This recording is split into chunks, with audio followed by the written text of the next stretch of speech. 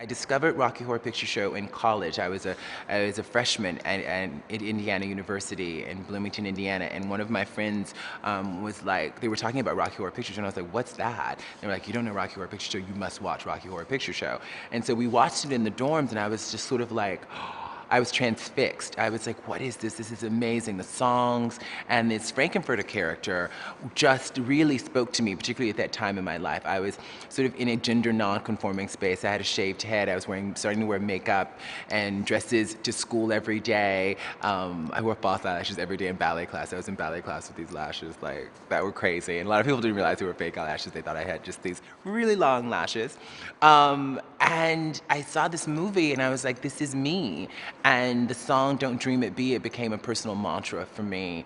And so even though I've never been to a midnight showing, this movie means so much to me in my own personal history and personal development. And to get to do this part now at this time in my life feels like a full circle moment.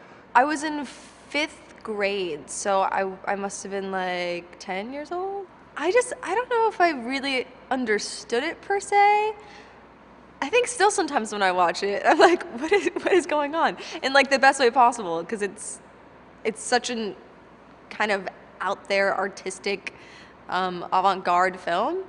And yeah, but I mean, I just remember loving the music and like wanting to learn the time warp and loving the song Touch Me. And when I was 15, I went to my first midnight showing, which was so cool. I mean, the Rocky Horror Picture Show is an experience, and it's like once you experience it, it's like there's no going back. You'll never forget it. I was really excited, if I'm honest. I mean, I didn't know what to expect in terms of how they were going to reimagine it or anything, but I watched it and I liked how outrageous it was. I liked how open it was. It was free and everyone was, it's also lives in this kind of this realm of where the tone is slightly heightened from the original form of acting. It's like a mix between theatre and TV.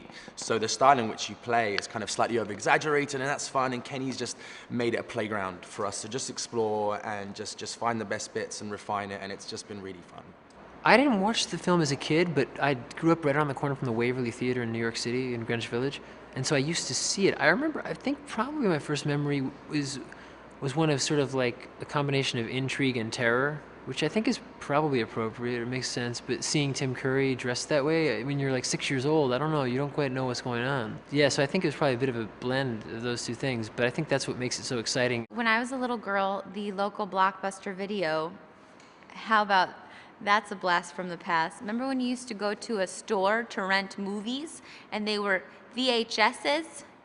They had a musical section at our local Blockbuster, and I rented every single musical in the entire section.